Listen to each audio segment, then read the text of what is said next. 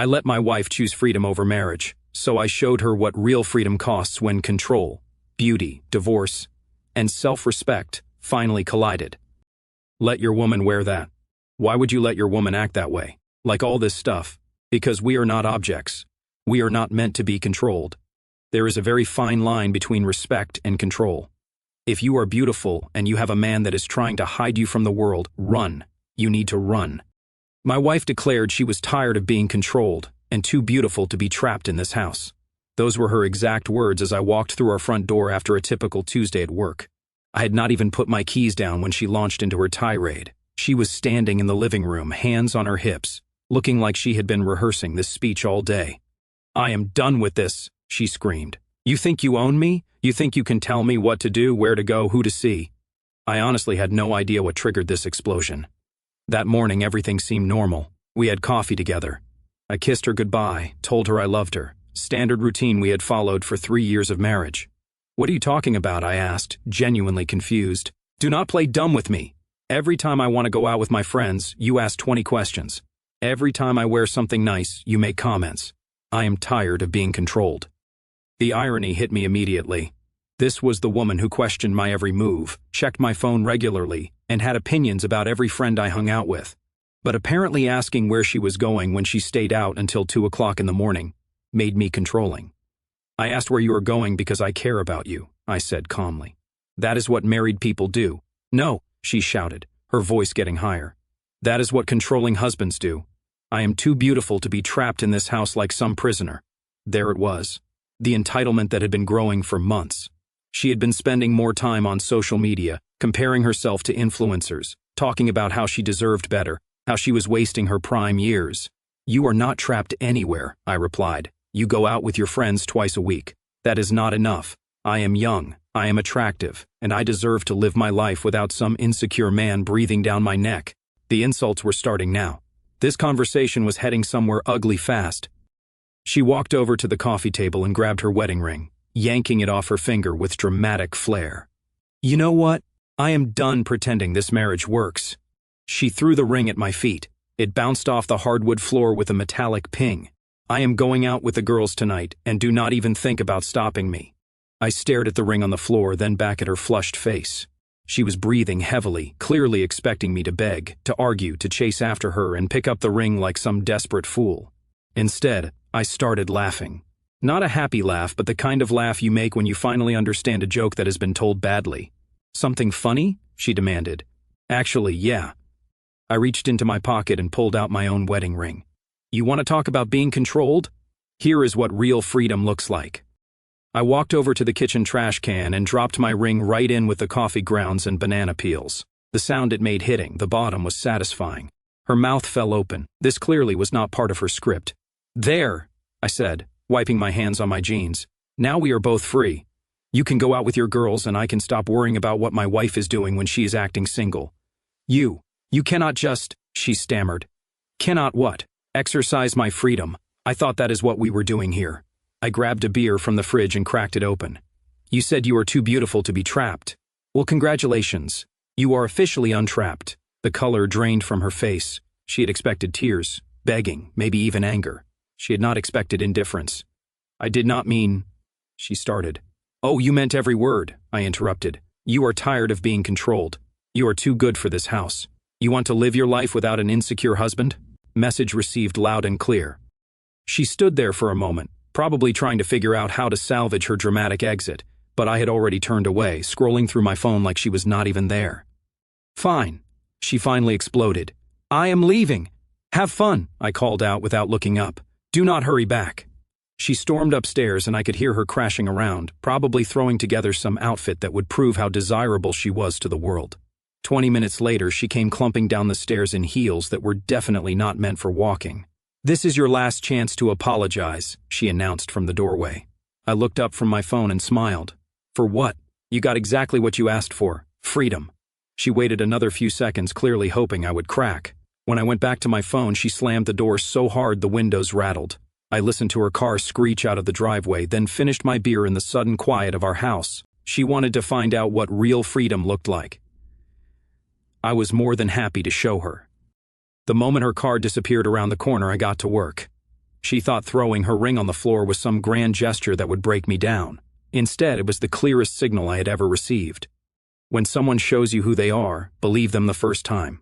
I walked upstairs to our bedroom and opened her closet. Designer dresses she bought with my credit card, shoes that cost more than most people's car payments, jewelry I had given her for birthdays and anniversaries, all of it perfectly organized because she spent half her day arranging and rearranging her precious wardrobe. I grabbed a box of trash bags from the laundry room and got to work. Her clothes went in first. The little black dress she wore to her friend's wedding while complaining I looked too boring in my suit. The crop tops she insisted were fashionable when I mentioned they seemed inappropriate for a married woman. The jeans that were more holes than fabric. Each item that went into those bags represented a fight we had had, a boundary she had pushed, a line she had crossed while calling me controlling for noticing. I was not angry anymore. I was systematic. Her makeup collection covered half the bathroom counter. Foundations, lipsticks, eyeshadow palettes, brushes that cost $40 each. Into the bags it went. Her perfumes, her hair products, her collection of face masks, and scrubs that promised to keep her looking 25 forever. Bagged. The jewelry box on her dresser was next. Earrings, necklaces, bracelets, rings. Most of them gifts from me given during happier times when I thought generosity would earn me respect. Now I understood that respect is not something you can buy. While I worked, I thought about where she was probably headed downtown to that club where she and her friends went to, dance and attract attention from men half their age. She would probably spend 1 hour getting ready, taking selfies in different outfits, practicing her pouty face in the mirror. I could picture her right now standing at the bar in some overpriced dress, waiting for men to notice her. Probably ordering those fruity drinks that cost $15 each and taste like candy. The irony was not lost on me. She had spent our entire relationship complaining that I did not appreciate her beauty, that I did not understand how attractive she was, how other men looked at her. Tonight, she would get to test that theory without a wedding ring to hold her back. I moved to her side of the bed, packing up her books, her phone charger, her collection of decorative pillows that served no purpose except to annoy me every night when I had to move them to actually sleep. Her exercise equipment came next. The yoga mats she used twice, the resistance bands still in their packaging, the workout clothes she bought but never wore because actually exercising was harder than just talking about it. By midnight, I had 12 trash bags lined up in the garage. 12 bags of a life she just walked away from without a second thought. I grabbed a beer and sat on the couch looking around our house. It was quieter now, but not empty, just clean, organized, peaceful. My phone buzzed with a text from her. Having the time of my life. This is what freedom feels like. I did not respond. If she was having such a great time, she would not need to tell me about it. Another text came 1 hour later. You have no idea what you have lost. I still did not respond. People who are truly happy do not spend their night texting their ex-husband about how happy they are. I went to bed in a house that felt different already. Tomorrow would be interesting. She would come home expecting to find me devastated, maybe crying into her pillow, ready to apologize and beg her to stay. Instead, she would find out what freedom actually costs. I slept better that night than I had in months. No complaining about the temperature, no tossing and turning, no passive-aggressive sighs when I moved, just silence and space, and the satisfaction of knowing I had chosen self-respect over desperation. She wanted to discover what it felt like to be free. I was about to show her there is a difference between freedom and abandonment. I woke up at 6 o'clock in the morning and immediately got back to work. The 12 trash bags in the garage were just the beginning. She had more stuff scattered throughout the house than I had realized. Her yoga DVDs that promised quick results with minimal effort. Her collection of self-help books about finding your inner goddess. Her essential oils that were supposed to cure everything from headaches to spiritual emptiness. All of it went into bags. I dragged the bags out to the curb one by one, arranging them neatly on the sidewalk like it was garbage day, which in a way it was. Next came the technical preparations. Our front door had a digital lock that she had insisted we install last year because it was more secure. She was right about that. I changed the master code and deleted her fingerprint from the system entirely. The garage door was easier. I simply reprogrammed it to reject her remote. She had used that garage door opener like it was her personal entrance to a hotel she did not have to pay for. While I worked, I thought about last night. She had been texting me updates on her amazing time until almost 3 o'clock in the morning. Each message more desperate than the last, fishing for a response that never came. The final text had been different, though. Maybe we should talk when I get home. That is when I knew her night had not gone according to plan. I remembered the early days of our marriage when she had come home from girls' nights genuinely happy, telling me stories about dancing and laughing with her friends. But lately, those nights out had become something else entirely. They were not about friendship anymore. They were about validation, about proving something to herself and the world. Last night was probably her first real test of that theory. I finished the technical work and stood in our driveway, looking at the bags lined up like a yard sale nobody wanted to attend. 3 years of marriage reduced to garbage bags on a curb. My neighbor from across the street was getting his newspaper and gave me a curious look. I waved and went back inside. The house felt completely different now. Not just quieter, but lighter somehow. I had been carrying the weight of her constant dissatisfaction for months without realizing it. Every complaint about being trapped, every accusation of being controlled, every dramatic outburst about deserving better. I made coffee and sat at the kitchen table thinking about the patterns I had been ignoring. She had started this "I am too beautiful to be controlled" narrative about 6 months ago. It began after she joined some online group of women who spent their time convincing each other that any boundary in a marriage was oppression. I tried to engage with it reasonably, at first asked her what she needed, what would make her feel more supported, how we could work together. Every attempt at conversation became an argument about my character flaws. The truth was, I had not been controlling her. I had been enabling her. When she wanted to spend $300 on a single dress, I said yes to avoid a fight. When she stayed out until 2 o'clock in the morning without calling, I stayed awake worrying instead of setting boundaries. When she disrespected me in front of friends, I let it slide to keep the peace. That was not love. That was weakness masquerading as compromise. My phone buzzed. Another text. "I am coming home. We need to talk." I looked at the timestamp. 4:30 in the morning. Her night of freedom had apparently ended early. I did not respond to that one either. Instead, I showered, got dressed, and prepared for my normal workday routine. I had meetings starting at 9, a project deadline that needed attention, responsibilities that did not disappear just because my wife had decided to have a midlife crisis. By 7:30, I was ready to leave for the office. The bags were on the curb, the house was secure, and my conscience was clear. She wanted to find out what it felt like to be free from a controlling husband. In about 20 minutes, when her Uber dropped her off at a house she could no longer enter, she would discover that freedom comes with consequences she had not considered. The best part was I would not even be here to watch her realize it. I would be at work handling my business like a man who had his priorities straight. She could figure out her new freedom on her own time. I was halfway through my morning routine when my phone started buzzing nonstop. Text after text, each one more frantic than the last.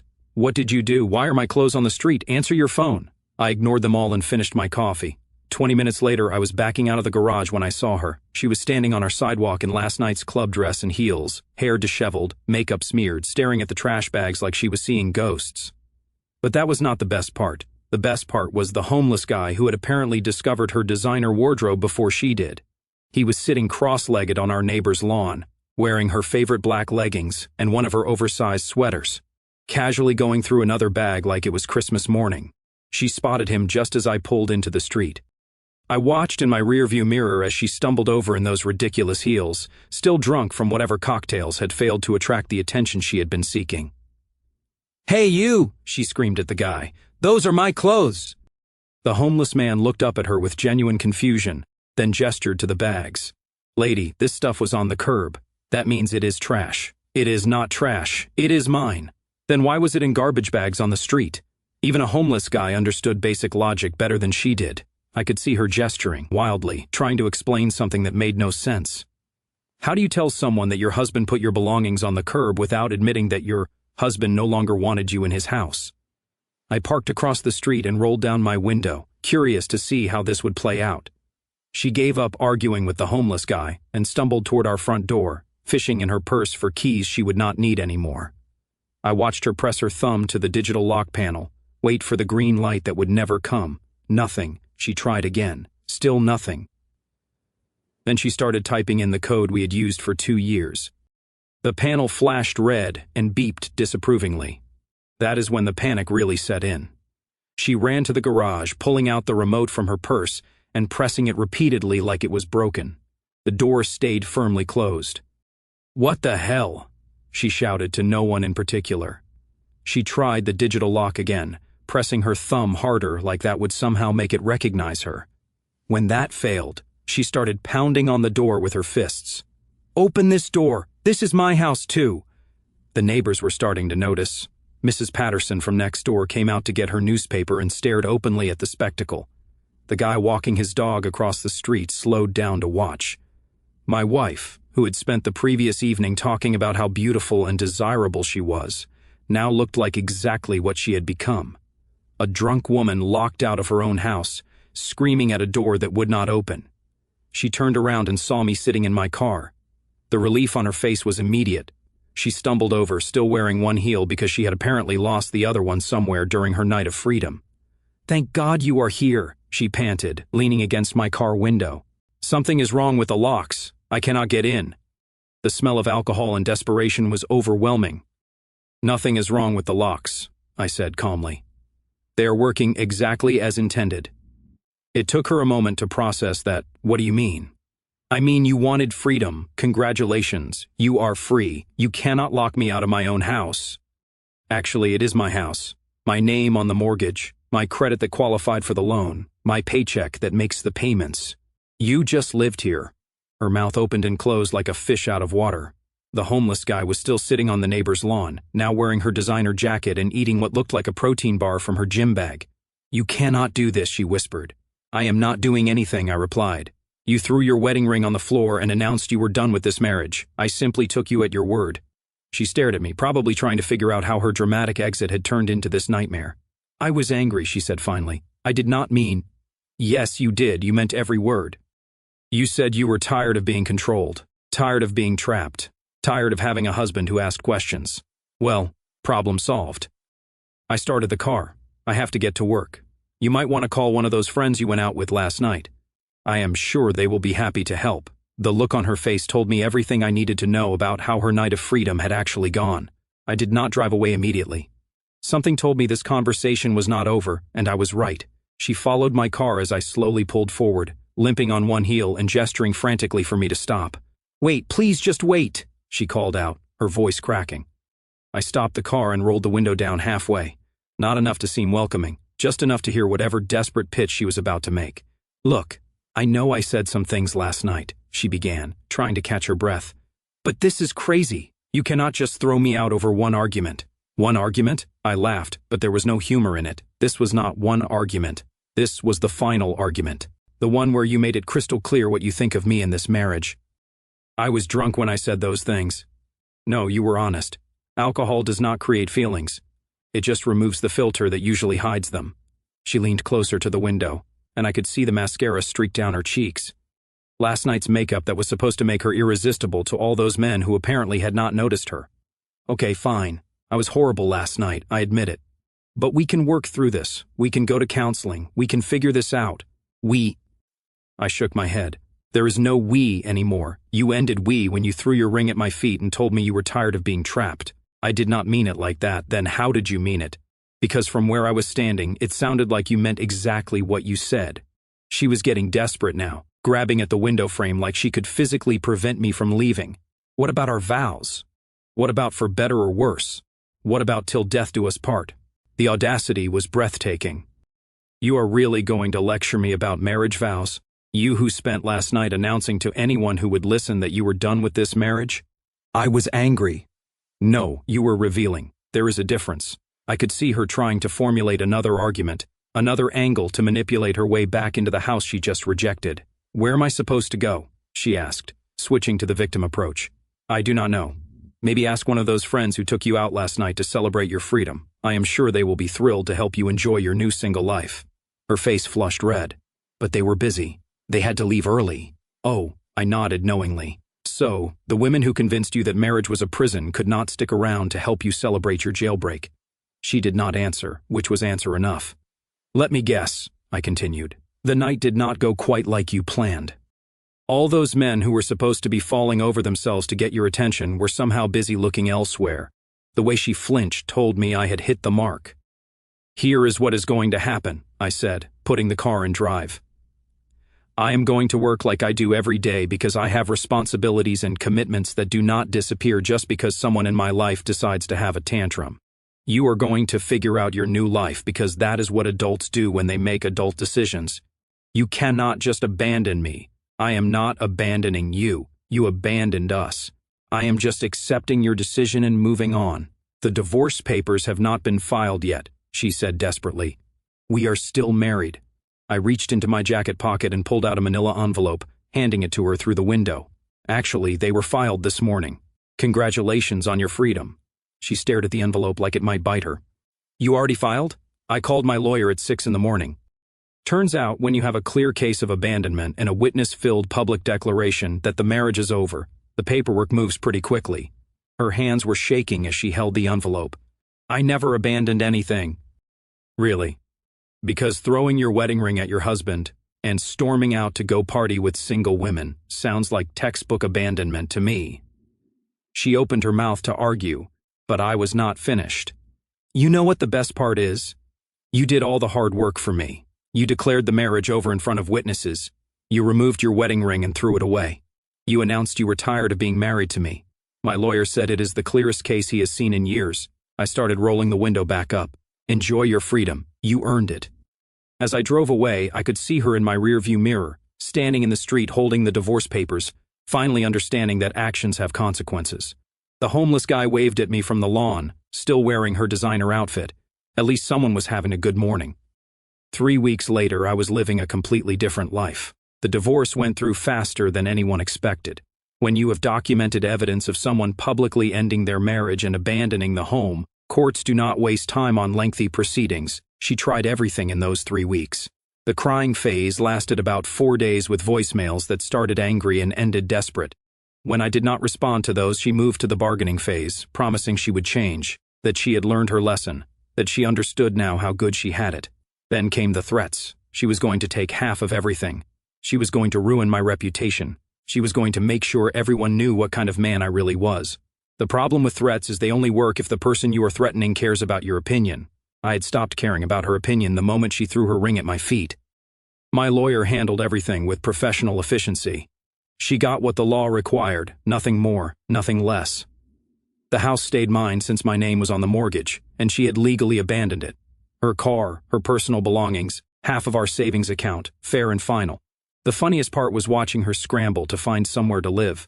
Those friends who had encouraged her to embrace her freedom suddenly had very busy schedules when she needed actual help. Turns out it is easier to tear down someone else's marriage than it is to deal with the aftermath. She ended up moving in with her sister, who called me twice to complain about the situation. I listened politely and hung up. Not my problem anymore. Work became more enjoyable. I had forgotten what it felt like to leave the office without dreading what mood I would find at home. No more walking on eggshells, wondering what innocent comment would trigger the next accusation of being controlling. My friends noticed the change immediately. I started accepting invitations I had been declining for months because she did not like my buddies or thought they were a bad influence. Turns out hanging out with other men who respect themselves makes you remember who you are. The best part was the silence. No constant complaints about feeling trapped. No daily lectures about what I was doing wrong. No dramatic announcements about deserving better. Just peace. She tried one last manipulation about 1 month after everything was finalized. She showed up at my office, looking put together, claiming she had done some soul-searching and wanted to apologize properly. I realize now that you were not controlling, she said, sitting across from my desk like we were conducting business. I was just scared of commitment, scared of being truly happy. I want to make this right. I listened to her whole speech without interrupting. When she finished, I leaned back in my chair and smiled. I appreciate the apology, I said. But you are about 6 months too late. What do you mean? I mean, I have moved on completely. You taught me something valuable about self-respect, and I am grateful for that lesson, but the tuition was our marriage, and I am not interested in repeating the class. She stared at me like I had spoken a foreign language. In her mind, she was the prize that men fought over. The idea that someone would choose to walk away permanently did not compute. You are seeing someone else, she said, making it sound like an accusation. That is none of your business anymore. But for the record, yes, I am dating someone who appreciates what she has instead of constantly complaining about what she deserves. The look on her face was priceless. She had expected me to be waiting around, grateful for whatever crumbs of attention she might throw my way. She will not treat you as well as I did, she said desperately. She already treats me better than you ever did. She says thank you when I do something nice. She does not throw tantrums when I ask reasonable questions. She does not threaten to leave every time we disagree. Imagine that. She left my office that day understanding finally that some bridges once burned cannot be rebuilt. 6 months later, I ran into her at Target. She was with some guy who looked like he had given up on life about 1 decade ago. She saw me first and tried to duck into another aisle, but it was too late. "Hey," she said awkwardly when I walked by their cart. "Hey, yourself." I nodded politely at her companion, who looked like he wanted to be anywhere else on earth. She looked tired. Not just physically tired, but tired in that deep way that comes from realizing you have made irreversible mistakes. "How are you?" she asked.